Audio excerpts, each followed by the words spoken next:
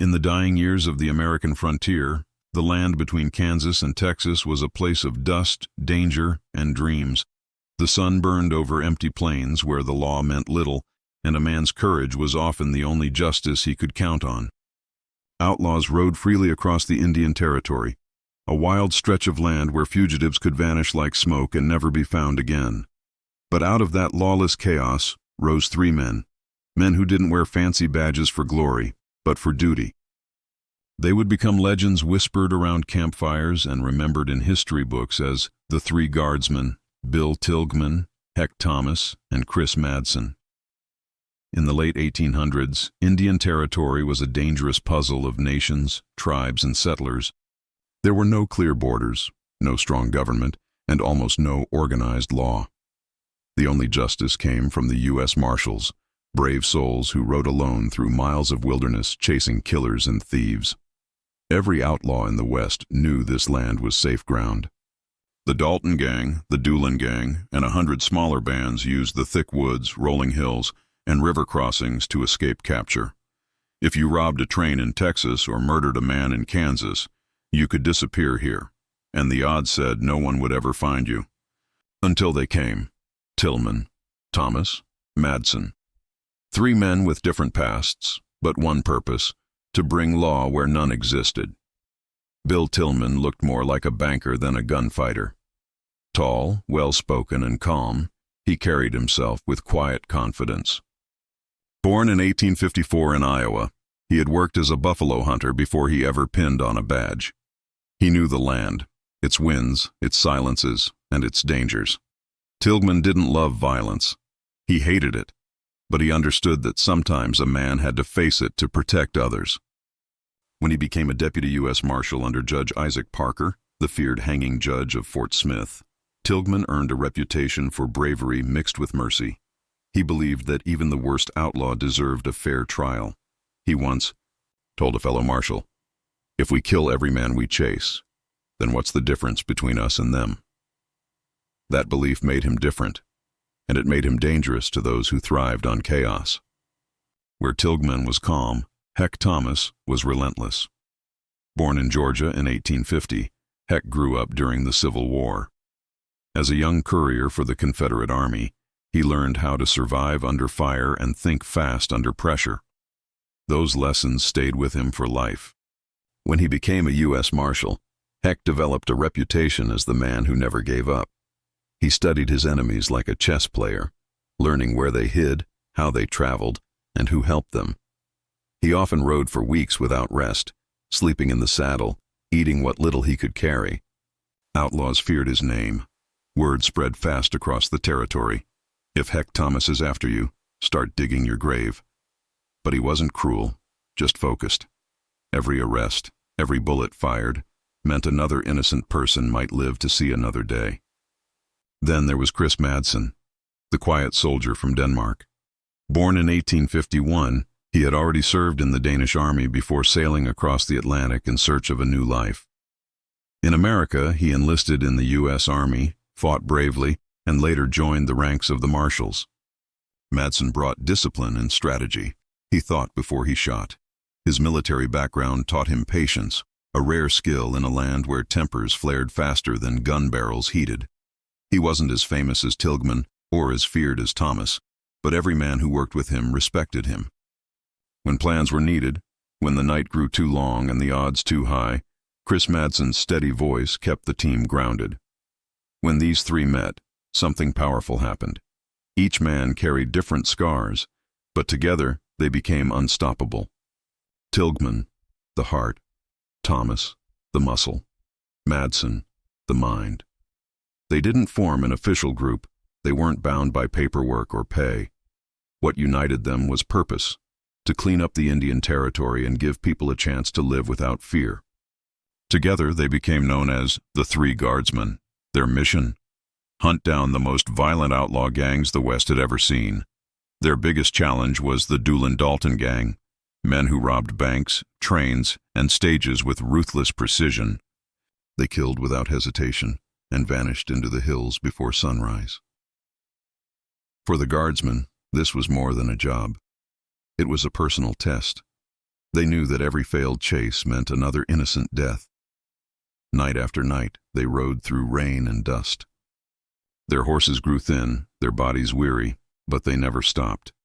Every clue, every trail of hoofprints, every whisper from a frightened townsperson pushed them forward. The West was watching. Could three men really bring order to a land built on rebellion? What made the Three Guardsmen special wasn't their guns, it was their principles. They didn't seek fame or bounty money. They sought peace. When a young deputy once asked Tilghman why he risked his life for people he didn't know, he simply said, "Because someone has to. If not us, then who?" That spirit, simple, human, and unshakable, is what turned their names into legend. They stood for justice in a world that had forgotten what justice meant. They rode not for reward but for right. And through courage, grit, and brotherhood, they changed the course of a nation. As the sun set over the Oklahoma plains, three riders moved slowly across the horizon. Their shadows stretched long against the dying light. Behind them lay a world of crime and chaos. Ahead, the hope of order. They didn't know how many battles waited. They didn't know which of them would live long enough to see peace. But they knew one thing for sure. As long as they could draw breath, the law would ride with them. The legend of the Three Guardsmen had begun. The year was 1890, Indian Territory, a rough land full of lawless towns, silent prairies, and shadows that moved after dark. It was a place where a man could commit murder at sunrise and vanish by sundown. The U.S. Marshals stationed at Fort Smith and Guthrie faced a task that seemed impossible, to bring order to a land that didn't want it. And yet, three men had chosen to face the impossible. Their names were whispered across the plains with equal parts hope and fear. Bill Tilghman, Heck Thomas, and Chris Madsen, the Three Guardsmen. Bill Tilghman rode through the tall grass, his eyes sharp, his movements steady. He wasn't chasing fame. He wasn't chasing fortune. He was chasing peace, something this land had forgotten. He had seen too many widows cry over the bodies of good men. Too many towns turned into ghost settlements because of outlaws. Tilghman knew one thing. If law doesn't ride here, chaos will. And chaos was winning. The Doolin Gang had just robbed 2 banks in one morning. The Doolin boys were growing bolder by the day. Train robberies, murders, and ambushes filled every week's news. So when the government needed men to take back the territory, Tilghman answered. But he didn't come alone. Heck, Thomas was already feared across the border towns. He'd chased killers through swamps, deserts, and frozen rivers. He had scars from bullets that never slowed him down. Heck believed justice didn't sleep. He once said, "When evil works in the dark, I'll be the man holding the lantern." Then there was Chris Madsen, calm, polite, and precise. He had a soldier's discipline and a strategist's mind. If Tilghman was the heart and Heck was the muscle, Madsen was the brain that held the mission together. The three didn't start out as partners, but the land itself, wild and blood-soaked, forced them to become brothers. They rode together because no one else could understand what it took to fight that kind of war. A war not against one man, but against an entire way of life. Every outlaw in Indian Territory knew the terrain like a map etched into their hands. They had secret trails, loyal hideouts, and locals too scared to speak. The marshals had no radios, no backup, and sometimes no food. But they had courage, and that was enough. Heck Thomas would track an outlaw for weeks, following faint hoofprints in the mud, burned campfires, and half-buried cigarette butts. He didn't need luck. He had patience. Tilghman would interview townsfolk quietly, earning their trust, piecing together clues with the gentle skill of a detective. And Madsen? He studied maps at night, planning routes of escape, predicting where the next robbery might happen. Each man worked differently, but their goals were the same, to make Indian Territory safe again. The turning point came one cold autumn night. A telegraph arrived in Guthrie. Doolin Gang spotted near Ingalls, 5 men armed, heading south. Without hesitation, the Three Guardsmen saddled up. They rode through the dark, rain cutting their faces, horses gasping for air. By dawn, they reached the outlaw town of Ingalls. The gang was there, armed, waiting, and ready to kill. The gunfight that followed became one of the bloodiest in frontier history. Bullets ripped through the streets. Smoke filled the air. Horses screamed. Tilghman's voice cut through the chaos. "Hold your line!" Heck fired with deadly precision, each shot measured. Madsen, calm as ever, ordered their positions, covering angles and protecting civilians. When the dust cleared, several outlaws lay dead. Others were captured. But the marshals were still standing. That battle marked the beginning of their fame and the end of the gang's fearlessness. The legend of the Three Guardsmen was born in blood and bravery. But glory always comes with a price. For every outlaw they caught, 2 more rose to take his place. Their nights grew longer, their friends fewer. Tilghman missed his family for months on end. Heck's body carried fresh wounds every season, and Madsen, the oldest, felt his bones ache from endless rides, but none of them quit. They believed what they were doing mattered more than rest, more than comfort, more than fear. When younger deputies complained about the danger, Tilghman simply said, "Courage isn't about not being scared. It's about doing what's right, even when you are." And with that, they'd ride again, into another storm, another gunfight, another uncertain dawn. The people began to notice. Towns once ruled by gangs started to calm. Merchants reopened their stores. Families returned to abandoned homes. In time, the sight of 3 riders on the horizon brought not fear, but relief. Children would point and whisper, "That's them, the 3 Guardsmen." They became more than lawmen. They became symbols, living proof that honor still had a place in the world. Their bond was deeper than friendship. They had seen each other bleed. They had buried fellow marshals side by side. They had shared coffee from the same tin cup while waiting for dawn before a raid. When one was wounded, the others stayed. When one faltered, the others lifted him back up. Tilghman, Heck, and Madsen, 3 men bound not by law, but by loyalty. Newspapers began calling them the Three Guardsmen of Oklahoma. Stories spread faster than telegraphs could send them. Outlaws changed their routes just to avoid their territory. Even the notorious Bill Doolin, the outlaw king himself, once said, "If I ever see those 3 coming, I'll ride till my horse dies." The legend was growing, and so was their burden. The higher they rose, the more dangerous their world became. By the early 1890s, the balance of power had begun to shift. The law was finally gaining ground. Outlaws were running out of places to hide, and though new gangs would rise, none would ever rule like before. The Three Guardsmen had made one thing clear: the age of the outlaw was ending. As the dust settled over the plains, the people of Oklahoma began to rebuild their lives.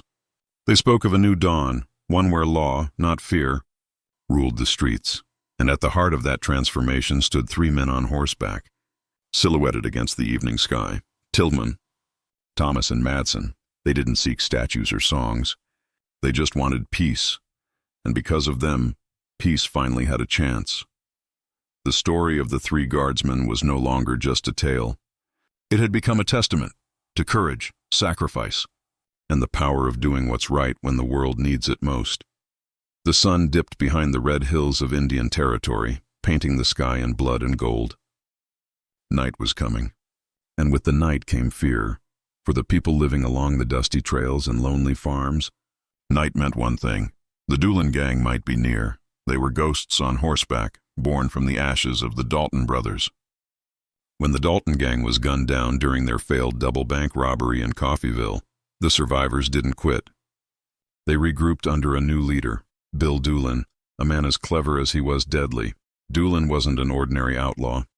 He didn't rob for greed. He robbed to defy the law itself. He believed the West belonged to men who lived by their own rules. He and his crew rode fast, hit hard, and vanished before dawn. The Doolin Gang robbed trains, post offices, and banks with precision. They were ruthless but organized, a dark mirror of the lawmen who hunted them. For every town that tried to resist, they left a warning in gunfire and blood. They became the most feared outlaws in Indian Territory, and no one seemed able to stop them. Until 3 lawmen made it their life's mission to try. Tilghman, Thomas, and Madsen, the Three Guardsmen, knew that as long as Doolin and his men rode free, peace was just a dream. The chase began. The first encounter came on a muggy evening outside Stillwater. Tilghman had been tracking a rumor, a group of riders camping near the river. He rode quietly, moving through tall grass, moonlight flickering on his rifle barrel. He found signs of horses, a burned-out campfire, and fresh boot prints. He knew it was them.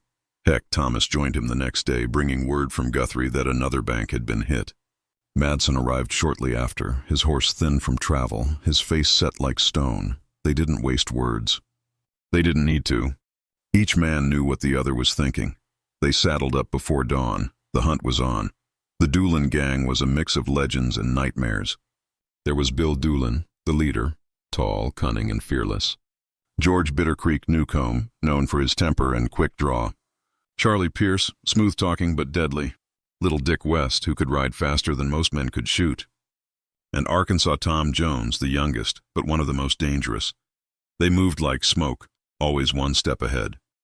For months, the guardsmen chased them across rivers and canyons. They slept little, ate less, and followed trails that seemed to end in nothing. But every time the gang struck again, they left traces. A stolen horse, a dropped cartridge, a frightened witness. And that was all the lawmen needed. Tilghman's quiet patience, Heck's relentless drive, and Madsen's military precision began to close the circle. Then came the town of Ingalls. 1893, the Doolin Gang had turned the small settlement into their temporary fortress. Locals, too afraid to resist, brought them food and water. It was a perfect hideout, until the Three Guardsmen rode in. As dawn broke, the marshals surrounded the town. Their goal was simple: capture the gang alive. But Doolin's men saw them first. The first shot came from the window of a saloon. Then the air exploded with gunfire. Bullets smashed through walls, windows, and water barrels. Smoke filled the street as both sides exchanged fire. Tilghman crouched behind a wagon, his revolver steady. Heck shouted orders through the chaos, his voice cutting through the noise. Madsen moved with calm precision, reloading, firing, advancing. The fight lasted nearly an hour. When it ended, 3 outlaws were dead, others wounded. But the leaders, Doolin, Newcomb, and Pierce, escaped. The lawmen had won the battle. But not the war. The loss stung. The people cheered their bravery, but the Three Guardsmen were not satisfied. They had seen the blood, felt the pain, and buried fellow marshals that day. They wanted justice, not headlines. For the next year, they rode farther and harder than ever before. Each raid, each ambush, each dusty trail brought them closer to the men they hunted. They learned the gang's habits, when they moved, where they hid, who helped them. They used patience as their weapon. The chase stretched across miles of wilderness. Tilghman rode in silence, thinking of the families waiting for peace. Heck rode with fire in his eyes, promising himself he wouldn't stop until the job was done. Madsen rode behind, planning every move, calculating every risk. Every outlaw they captured brought them closer to Doolin. One by one, the gang began to fall. Bitter Creek. Newcomb was ambushed by bounty hunters. Charlie Pierce was shot while trying to escape. Little Dick West died in a gunfight. And finally, the man himself, Bill Doolin, was cornered by Deputy Heck Thomas near Lawson, Oklahoma, in 1896. When the dust cleared, the outlaw who had once ruled the night lay dead. The reign of the Doolin Gang was over. But victory came with a strange silence. After years of pursuit, the land was finally calm. No more gunfire at midnight. No more wanted posters on every post. Just peace, quiet and fragile. For the Three Guardsmen, it was more than just another case. It was the end of an era. The last of the great outlaw empires had fallen. They had brought order to chaos. Yet deep inside, each of them knew they had paid a price. Friends lost, years spent in the saddle. Nights haunted by faces of men they had killed or captured. Still, when the sun rose over the plains, they stood tall. Because they had done what few men ever could, they had tamed the Wild West. The Doolin Gang was gone. But their story, and the story of the 3 men who stopped them, was just beginning to echo through history. People would tell their children of that time when evil ruled the night and justice rode by day. And they would always end with the same words. The Three Guardsmen never backed down. The dust of battle had finally settled. The Doolin Gang was gone. The gunfights had stopped echoing across the plains. For the first time in years, the towns of Indian Territory could sleep without fear. But peace is never simple. The outlaws were gone. Yet the scars they left remained, on the land, on the people, and deep inside the hearts of the men who had hunted them. For Bill Tilghman, Heck Thomas, and Chris Madsen, victory did not bring glory. It brought silence. The kind of silence that follows after too many funerals, too many miles, too many memories. They had won their war. But the West was still changing, and not all of it felt right. The year was 1897. The Indian Territory was slowly transforming. Railroads cut through the wilderness. New towns were growing out of the dust, farmers, merchants, and families were replacing gunfighters and drifters. Civilization had arrived, noisy, restless, and unstoppable, and with it came politics, greed, and a new kind of corruption. Tilghman saw it clearly. He had fought outlaws who robbed banks with guns, but now he faced men who robbed the law with power.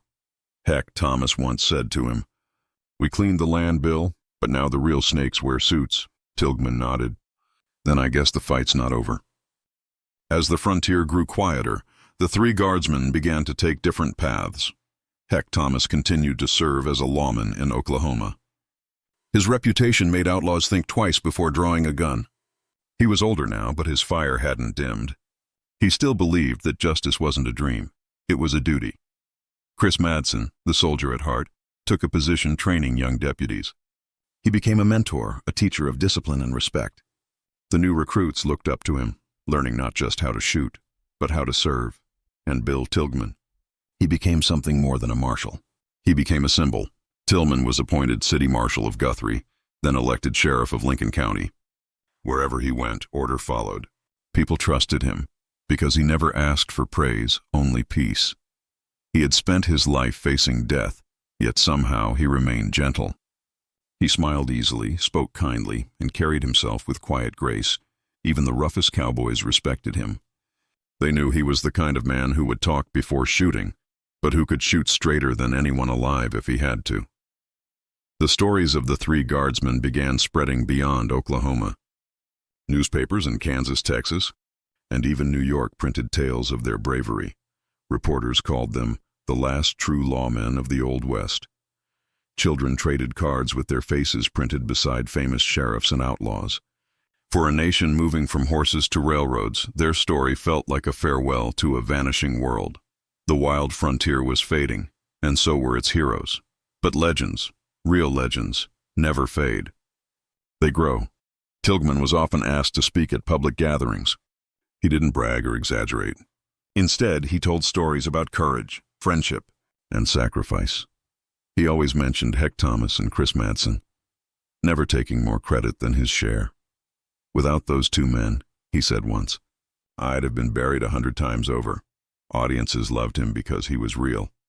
He spoke not as a hero, but as a man who had seen the price of heroism. As Oklahoma approached statehood in 1907, the world was shifting fast. Cars replaced horses. Telegraph lines buzzed. The gunfights and dusty duels that once defined the West were now just stories told in saloons. Tilghman adapted to the times. He produced a motion picture about his experiences as a lawman, one of the first ever Western films made by someone who had truly lived it. He titled it The Passing of the Oklahoma Outlaws. It was his way of preserving the truth before it was lost to exaggeration and Hollywood fiction. When people saw Tilghman's film, they realized something powerful. This wasn't an actor pretending to be a hero. This was the real thing. Meanwhile, Heck Thomas grew older but remained respected until the end. When he finally retired, he was almost unrecognizable from the wild young marshal who had ridden through storms. His hair was gray, his hands trembled slightly, but his eyes, sharp and unyielding, never changed. He spent his final years surrounded by family, often visited by deputies who sought his advice. He died in 1912, leaving behind a legacy of duty and honor. Chris Madsen lived on. His military habits kept him healthy and disciplined. He worked in various roles for the government and law enforcement, serving the people even into his 70s. When asked why he never stopped working, he simply said, "A man's not done serving until his heart quits." Tilghman, though, could not rest. Even after decades of service, he still carried the badge. The world had changed, but corruption had not. In his 70s, he accepted one last job, as a peace officer in Cromwell, Oklahoma. It was a small oil town, loud and wild, with drunken workers and crooked politicians. Tilghman believed he could make it decent again. Many told him he was too old. But Bill Tilghman just smiled and said, "A man's age doesn't matter when his duty calls." In that final chapter of his life, the line between lawman and legend blurred completely. He patrolled the streets with his revolver at his hip and the same calm in his eyes that had once faced the Doolin Gang. He didn't know it yet. But history was about to close his story with the same kind of tragedy that had filled it from the beginning. But before that, he would remind the world, one last time, why he was called the greatest marshal who ever lived.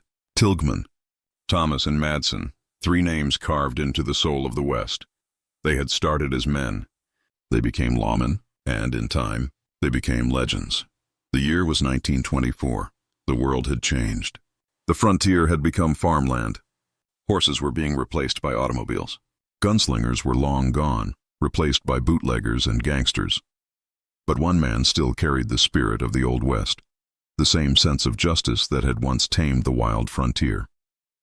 His name was Bill Tilghman. He was 70 years old now, his hair silver, his walk slower. But his eyes, those steady, fearless eyes, still burned with purpose. Tilghman had spent his life chasing outlaws across the plains. He had survived ambushes, storms, and the cruel hand of time itself. Yet he couldn't sit still, not when law and order were slipping again into the shadows. When Oklahoma struck oil, everything changed. Small towns exploded overnight into boom towns, filled with gamblers, thieves, and drifters. Money flowed like whiskey, and whiskey flowed like water. One of those towns was Cromwell, Oklahoma. It was loud, wild, and dangerous, a place where justice had been drowned in liquor. Saloon doors swung day and night. Women danced for coins. Men fought in the muddy streets. The newspapers called it Hell's Outpost. But to Bill Tilghman, it was a challenge. He had been retired, living quietly with his wife, Zoe.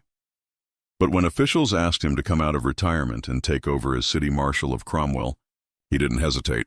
"Cromwell needs a lawman," he said. "So long as I can still draw breath, I'll wear the badge." When Tilghman arrived, the people didn't believe he could make a difference. He was old, too old, they thought, and Cromwell was too far gone. But they were wrong. Within weeks, the streets were calmer. He shut down illegal bars, broke up fights, and arrested bootleggers without firing a single shot. His presence alone demanded respect. Some said it was his calm voice. Others said it was the way he looked at you, like he could see right through your lies. To the decent folk, he was hope. To the crooks, he was bad luck. For a while, it seemed like Cromwell was changing. But deep in the shadows, danger was waiting. Among the local lawmen was a man named Wiley Lynn, a federal prohibition agent. He was supposed to enforce the law, but instead he broke it. Lynn was corrupt, violent, and drunk with power. He hated Tilghman. He saw in him everything he wasn't: courage, honesty, respect. And Tilghman saw through him from the start. The two men clashed often. Tilghman warned him more than once, saying, "You're wearing a badge, Lynn. Try to remember what it means." But Wiley Lynn wasn't a man who took warnings. He was a man who held grudges. One cold October night, the streets of Cromwell glowed with the orange light of saloons and oil lamps. Music poured from dance halls mixed with laughter and gunfire. Tilghman was on patrol, as he always was, unarmed except for his old revolver and the courage that had never left him. He stopped by a small theater where a community event was being held. Inside, families watched a show, children giggling, unaware of the storm brewing outside. Outside that theater stood Wiley Lynn, drunk, angry, and armed. Witnesses would later say Lynn was looking for trouble, waving his pistol, shouting threats. Tilghman stepped out to calm him down, as he had done 100 times before. He walked toward Lynn slowly, hands open. "Put the gun away, son," he said softly. "There's no need for this." But before he could take another step, the sound of a gunshot split the night. Wiley Lynn fired first. Bill Tilghman staggered back, a single bullet tearing through him. The crowd screamed. Men rushed forward, but it was too late. The old marshal fell to the dusty ground, the same ground he had spent his life defending. As he lay dying, he whispered something only a few nearby could hear. "Be brave, and do what's right. Then he was gone. The man who had outlived the Wild West, who had brought down the Doolin Gang, who had carried justice across half a century, had been murdered by a man wearing the same badge he had once honored. The news spread fast. Across Oklahoma and beyond, people mourned. Newspapers called it the death of the last true lawman. At his funeral, hundreds gathered. Old marshals, young deputies, and ordinary citizens stood shoulder to shoulder. His coffin was draped with the American flag. Chris Madsen, now an old man himself, stood by his grave with tears in his eyes. He said softly, "Bill did what most men only talk about. He lived for justice, and he died for it." Heck Thomas was already gone, buried years earlier. Now, the second guardsman had joined him. The era of the Three Guardsmen was nearly over. But legends don't die. Tilghman's story lived on in the hearts of everyone who believed that one man, even a tired, gray-haired lawman, could still make a difference. Cromwell burned to the ground a few weeks after his death. Some said by men seeking revenge, others said by divine justice. Either way, the town that killed its own savior was wiped from the map, and Bill Tilghman's name became eternal. He was remembered not as the man who died, but as the man who never stopped living for what was right. In the end, the Three Guardsmen had given the West its final lesson. That law isn't made of words or badges. It's made of men brave enough to stand for something good. Tilghman had stood his whole life. He never knelt, never ran, and never gave up, and even in death, he stood taller than any outlaw ever could. The wind rolled softly across the Oklahoma plains, whispering through the grass that once trembled beneath the hooves of outlaws and lawmen. The gunfire was gone now. The old trails were fading, and in a quiet house in Guthrie sat an old man, the last of the Three Guardsmen. His name was Chris Madsen. At 90 years old, his back was bent and his hands shook slightly as he poured his morning coffee. But his eyes, sharp, pale blue, full of discipline, still carried the fire of a soldier, the calm of a lawman, and the memory of a world no one else alive could remember. Chris Madsen had lived more than one lifetime. Born in Denmark in 1851, he had worn many uniforms, fought under different flags, and served causes that stretched across oceans. But the one that defined him, the one history would remember, was the badge of a U.S. deputy marshal. He had once ridden beside Bill Tilghman and Heck Thomas, bringing order to a land ruled by chaos. Together, they were called the Three Guardsmen, heroes who chased down the Doolin Gang, who faced death countless times, and who lived by a code stronger than fear. Now, both his brothers in arms were gone. Heck had passed peacefully years earlier. Bill had been shot down by a corrupt man pretending to wear the law. Madsen was the last one left. Sometimes, when the night was quiet, he would sit on his porch and stare into the horizon, the same horizon they had once chased outlaws across. He would remember the sound of hoofbeats, the weight of his revolver, and the calm voice of Tilghman saying, "We ride for justice, boys, not for revenge." He would remember Heck's laughter, dry and steady, and the way the three of them rode side by side, trusting each other with their lives. Time had taken their bodies, but not their spirit. That spirit lived in him still. In the early 1900s, after the frontier was tamed and Oklahoma had become a state, Madsen continued to serve.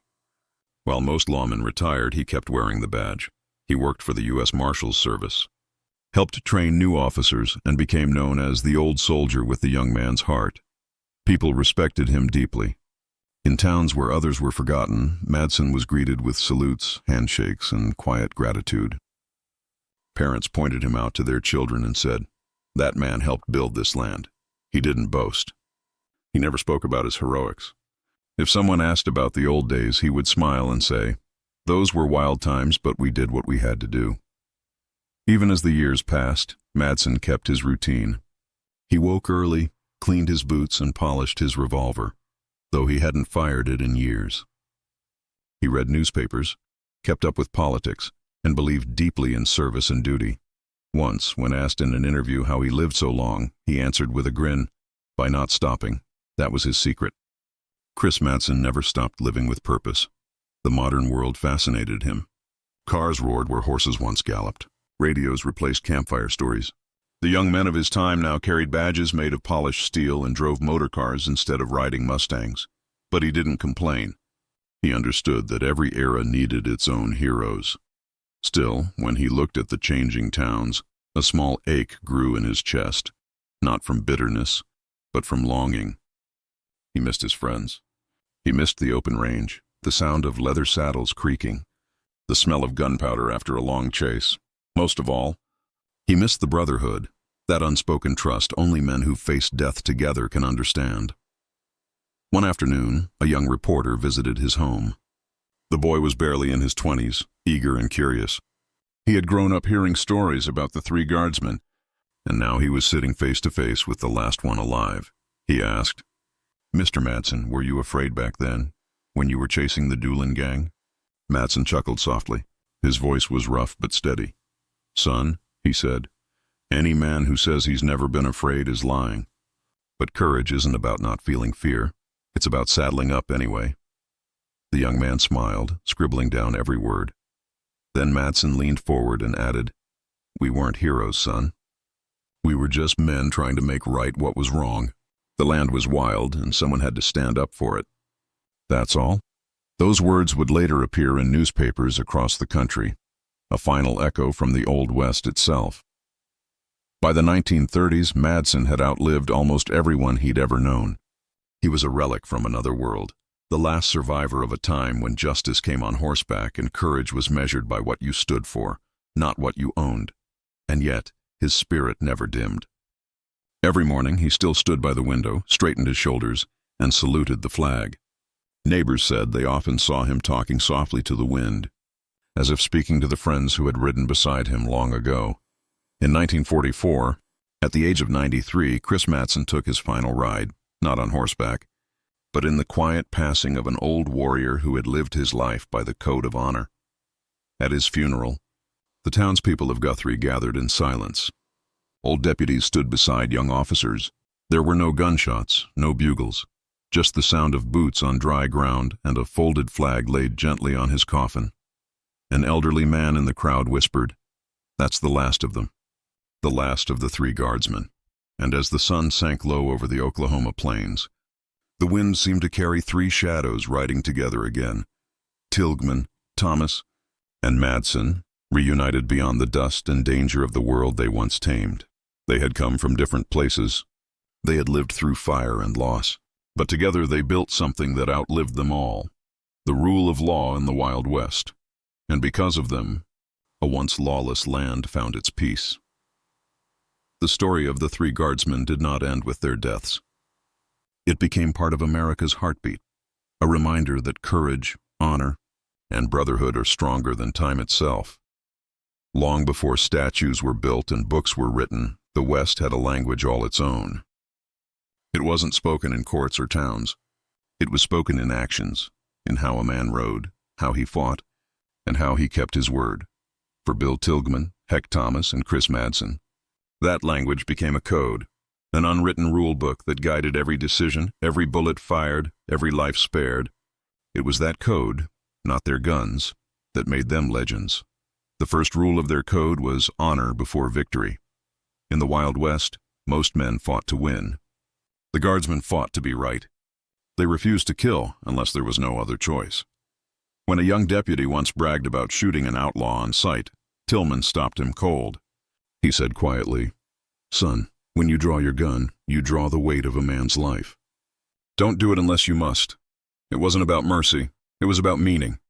Every action carried a shadow, and they had learned long ago that justice without conscience was just another kind of crime.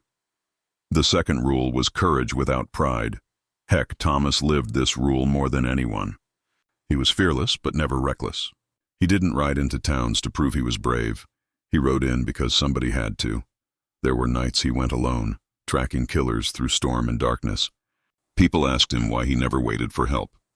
He'd smile and say, "Fear doesn't disappear when you're brave. It just learns to ride behind you." He didn't see himself as a hero. Neither did the others. Heroes chased glory. The Guardsmen chased peace. The third rule, loyalty above all. The bond between Tilghman, Heck, and Madsen ran deeper than friendship. They were brothers forged in dust and danger. When one bled, the other two stood guard. When one faltered, the others lifted him back to his feet. During the hunt for the Doolin Gang, a bullet once grazed Heck's shoulder, knocking him from his horse. Tilghman leapt from his saddle under fire, pulled him to safety, and said through gritted teeth, "You're not dying today, partner." That kind of loyalty was rare, not written in any contract or law. It was the invisible thread that tied their fates together. The fourth rule was justice for all, even the wicked. Tilghman never lost faith in the court system, even when it failed him. He brought men in alive whenever possible. He once told a crowd, "A dead outlaw can't learn from his mistakes, but a living one can face them." That belief separated the Three Guardsmen from bounty hunters and vigilantes. They were lawmen in the truest sense, firm but fair. They didn't fight to destroy evil. They fought to preserve good. The fifth rule, respect for life, even your own. Chris Madsen embodied discipline. He didn't drink, didn't gamble, and didn't waste words. He treated every sunrise as a second chance to do something worthwhile. Once, when asked what the hardest part of being a marshal was, he said, "Not pulling the trigger, holding back when every part of you wants to." It was control, not violence, that made a real lawman. And in that control lived their greatest strength. Their code also carried one truth that haunted them. No victory comes without loss. They had seen good men fall, friends shot down in ambushes, towns burned to ashes, families torn apart by greed. And yet, through every heartbreak, they kept their promise to ride forward, no matter what waited beyond the next hill. When Heck's health began to fail, Tilghman visited him. The two old lawmen sat on a porch staring at a quiet sunset. Heck said softly, "We did what we could, Bill." Tilghman nodded. "And sometimes that's enough." The code of the Guardsmen wasn't written on paper, but people remembered it through stories. Tales passed from one generation to the next. Fathers told their sons about three men who rode not for wealth or fame, but for decency. Teachers spoke their names when explaining what courage truly meant. And young lawmen carried their memory like a compass, reminding them which way honor pointed. Even after all three were gone, their code lived on in the way officers spoke to the public, in the way justice was done with fairness instead of fury. Bill Tilghman's belief in restraint, Heck Thomas's relentless duty, and Chris Madsen's quiet honor became part of America's conscience. Their story wasn't just history, it was a lesson. That true strength doesn't come from the barrel of a gun, but from the heart that knows when not to fire it. That loyalty outlives fame. That courage, when guided by compassion, can change a nation. By the time modern America rose from the dust, their names had become legend, but not the loud kind. They weren't worshipped for what they killed. They were remembered for what they saved. The peace of Oklahoma, the safety of countless towns, the respect for law. All of it had roots in the code they lived by. In the end, their code was simple. Do right. Stand firm. Never give up. Those words carried more weight than any law book ever written, because in a time when the West was wild, the Three Guardsmen proved that decency could still ride tall. They showed that honor isn't born from victory, it's born from choice. And every time a lawman today pins on a badge, somewhere in the echo of history, three voices still whisper through the wind. Ride straight. Ride true, and never forget what you stand for. The sun was setting on the American frontier. The wind that once carried the sound of hoofbeats now hummed against telephone wires. The wide-open plains that had echoed with gunfire were growing quieter, replaced by the hum of engines and the laughter of children. The Wild West was no more, but somewhere in that silence lingered the spirit of the Three Guardsmen. Bill Tilghman, Heck Thomas, and Chris Madsen, three men who had stood between chaos and civilization. Their time had passed, but their shadow stretched across the new century. By the 1920s, the United States was stepping into the modern age.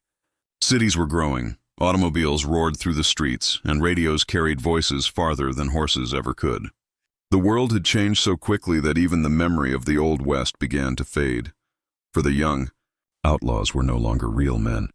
They were stories in dime novels, movie villains played by actors under studio lights. The Three Guardsmen, once the most respected lawmen in the nation, became names in dusty history books. But for the few who remembered, their legacy wasn't a tale of gunfights and glory. It was the story of how justice found its place in a world that once had none. Old-timers would gather around wood stoves and talk about them. They'd say, "Tilghman was the kind of man who didn't need to raise his voice to make you listen." Or, "Heck, Thomas could stare an outlaw down without touching his gun." And they'd nod respectfully when someone added, "And Chris Madsen, he was the last of them. The soldier who never quit." Each name carried a different meaning. But together they stood for something timeless. The belief that courage and decency could tame even the wildest land. But time, like a slow river, washes everything away. The old saloons turned into stores.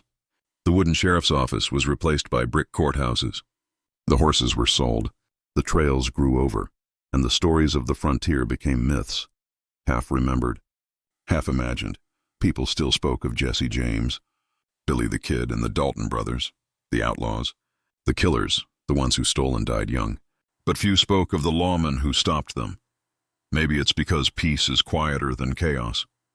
Maybe it's because heroes who save lives don't leave the same scars as those who destroy them. But every now and then, someone would remember. A child would ask an old man, "Who were the Three Guardsmen?" And the old man would smile and say, "They were the reason you can sleep safe tonight." In the 1930s, the country faced new battles. The Great Depression, Prohibition, and crime born of desperation instead of rebellion. New lawmen took to the streets fighting new kinds of wars against gangsters, bootleggers, and organized mobs. But deep down, they all carried something of the Three Guardsmen with them. That quiet sense of purpose, that belief in the badge as more than metal, as a promise. Even if they didn't know their names, they followed their example. When Chris Madsen passed away in 1944, newspapers across America wrote short obituaries. "Last of the Three Guardsmen dies at 93, they said. Just a few paragraphs, a few dates, but what the words couldn't capture was the silence that followed. With his death, the final link to the true Old West was gone. He had outlived his brothers by decades, had seen airplanes fly, radios sing, and wars fought halfway across the world. And yet, until his last breath, he still believed in the same simple truth he had lived by on the frontier. A man's word is his law, and his courage is his measure. After his death, the graves of the Three Guardsmen became quiet pilgrimage sites. Tilghman rested in Chandler, Oklahoma. Heck, Thomas lay in Lawton. Madsen was buried in Guthrie. 3 towns, 3 graves, but one story. Visitors left flowers, coins, even old badges on their headstones. Some left handwritten notes that simply said, "Thank you." The West they had known was gone. But their spirit found a home in the stories told by the new storytellers, writers, filmmakers, historians, and dreamers. Movies were made about lawmen inspired by them. Men who stood tall, who spoke softly, who fought for justice without hatred. They became the blueprint for every honorable sheriff and fearless marshal to ever appear on screen. And though the films often exaggerated the shootouts and the showdowns, one thing always remained true: the idea that a single man, standing firm for what's right, can change everything. That was the soul of the Three Guardsmen. As decades passed, the frontier became memory, and memory became legend. But the lessons they left behind were as alive as ever. That justice isn't about revenge, it's about balance. That courage isn't about power, it's about restraint. And that real heroes don't need applause, just purpose. They had lived by a simple creed: do right, no matter the cost. And even when the West itself faded, that creed stayed alive, in every lawman who pinned on a badge, in every citizen who stood up for what was fair, and in every heart that still believed in honor. By the mid-20th century, the Old West was history, but the Three Guardsmen were timeless. Their names might not have filled the headlines anymore, but their story lived in the quiet values of the country they helped build. They were more than men. They were the bridge between the savage and the civilized, between the wild and the just. And though their saddles were empty, their spirit still rode across every open plain, every dusty trail, every courthouse, and every home that dared to believe that justice mattered. The era had ended, but the legend had only begun. Time changes everything: the land, the people, even the meaning of words like justice and honor. But some stories never age. Some names still echo through the dust, carried by the wind as whispers of courage and truth. The story of the Three Guardsmen, Bill Tilghman, Heck Thomas, and Chris Madsen, is one of those stories. They lived in a time when the law was just an idea, and men with courage had to give it shape. Long after they were gone, their spirit continued to guide others, not just in the West, but across a nation learning to define what justice truly meant. In the decades after their deaths, America changed faster than anyone could have imagined. The Wild West turned into highways and small towns. The marshals' horses were replaced by police cars and telegrams by radios. But deep inside every badge, every uniform, there still burned the same light, the flame they had carried through the frontier. Modern lawmen began studying their cases, reading their reports, learning from the way they worked. What they found wasn't just history, it was a manual for integrity. Tilghman taught them restraint, that a gun should be the last resort, not the first. Heck Thomas taught them determination, that once you take a stand, you finish the job. And Chris Madsen taught them discipline, that the best weapon a man has is his self-control. Those lessons became the backbone of modern policing, lessons born from dust, blood, and honor, but their influence didn't stop there. In the 1940s and 1950s, as Western movies filled theaters, filmmakers began looking back at the real heroes of the Old West. They found the stories of the Three Guardsmen, men who fought not for fame, but for peace. Directors and writers took inspiration from them. Characters like Wyatt Earp, Matt Dillon, and countless movie marshals were modeled on their balance of courage and humility. The quiet lawman with a steady gaze, the one who tries to reason before reaching for his gun, that was Tilghman's spirit on screen. The relentless tracker who never quits, that was Heck Thomas. And the calm, wise peacekeeper who speaks with authority instead of violence, that was Chris Madsen. They became archetypes, the mold for every honest hero who ever wore a badge in film and fiction. Yet their real legacy wasn't in Hollywood. It was in the small, quiet towns that once trembled under lawlessness, towns that now raised families, held parades, and built schools where gunfights once rang out. In Chandler, Lawton, and Guthrie, their names are still spoken with respect. Statues and plaques mark the places they stood. Old black and white photos hang in courthouses and museums. Three men standing side by side, their faces worn but proud. To the people of Oklahoma, they weren't just historical figures. They were the foundation of the state's spirit, proof that honor could grow even from chaos. Each of them left behind something more than memories. Tilghman left a belief that justice should serve the people, not rule them. He once said, "The badge is only as good as the heart that wears it." Those words are still quoted by officers today. Heck Thomas left behind courage, the kind that stands firm when others turn away. He had no patience for fear, but he had compassion for the weak. His records, still preserved in archives, show a man who worked not for glory but because it was right. And Chris Madsen left behind legacy, the endurance to live with discipline even when the battles are over. He proved that heroes don't fade when the war ends. They simply become examples for others to follow. Years turned to decades. Generations grew up never knowing their names, but still living by their influence. Every police officer who holds the line, every sheriff who chooses fairness over pride, every citizen who stands up when something is wrong, they are all part of that legacy. Because what the Three Guardsmen stood for wasn't bound by time or territory. They proved that true justice comes not from power, but from principle. They showed that strength means nothing without integrity, and that peace, though fragile, is worth any price. In schools, teachers began to retell their stories, not just as history lessons, but as moral lessons. Students listened, wide-eyed, to tales of three men who faced death with calm hearts and clean consciences. They learned that heroes don't always wear capes. Sometimes, they just wear dust on their boots and carry kindness in their eyes. In those stories, children heard the echo of an older America, one built by hands that worked hard, fought fair, and believed that right and wrong still mattered. Over the years, historians called them the bridge between the Wild West and civilization. They didn't just enforce the law, they built it. They were the thin line that separated darkness from dawn. Their courage wasn't loud, but it lasted. Their victories weren't celebrated with parades, but with peace. And their memory, quiet, steadfast, and unyielding, still rides on the wind that sweeps across the Oklahoma plains. When people speak of them now, they speak with reverence. They say the Three Guardsmen didn't just tame the West, they helped shape America's soul, because they proved that even in the wildest land, decency can take root. That even in a world filled with violence, mercy has strength. And that even when time forgets your name, doing right never goes out of style. The spirit of justice they carried did not die with them. It became a part of the country they served, living in every act of courage, every stand for truth, every quiet moment when someone chooses honor over hatred. The Three Guardsmen are gone. But what they stood for, that will never die. The sun was setting low over the Oklahoma plains, the same plains that had once echoed with the thunder of horses and the cries of justice. The years had swept away the trails, the gun smoke, and the restless dust of the Wild West. But some stories, the rare ones, the true ones, never fade.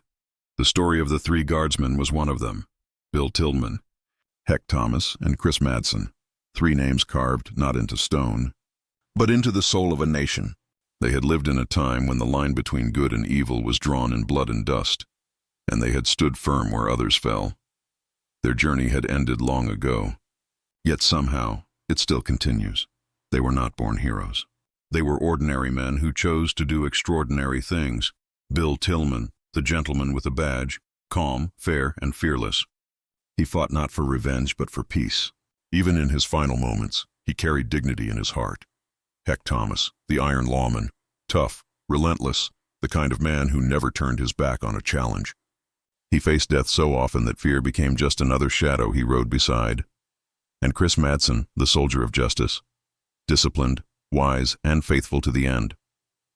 He carried their story into the modern world, the last living bridge between chaos and civilization. 3 men, 3 lives, 1 legacy. Today their graves rest quietly under open skies. No marble monuments, no gilded statues, just the wind, the grass, and the faint creak of an old wooden fence nearby. But if you listen closely, the silence speaks. It tells of nights spent in pursuit of men who thought they could outrun justice. Of days where courage was the only weapon stronger than fear. Of friendships born from hardship and sealed by loyalty. It tells of a time when 3 men looked into the heart of the wild and refused to let it win. Their legend rides not on fame, but on faith, faith in something larger than themselves. They believed that a man's duty was not to be perfect, but to be honest. That courage meant standing alone when no one else would. That peace, no matter how fragile, was worth every scar it cost. They didn't chase glory. They built hope, and in doing so, they gave the world something far more powerful than a tale of gunfighters and outlaws. They gave it an example of what it means to live with honor. Time has turned the West into highways and cities, but echoes of their boots still walk quietly through history. Every lawman who steps into danger for the sake of others walks with them. Every judge who chooses fairness over fame follows their code. Every citizen who stands up for what's right, even when it's hard, carries a piece of their spirit. Because the true frontier isn't a place. It's a principle.